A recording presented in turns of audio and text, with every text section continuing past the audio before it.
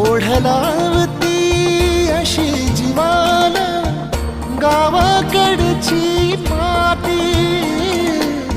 साद घालती पुन्हा नव्याने ती रट्टा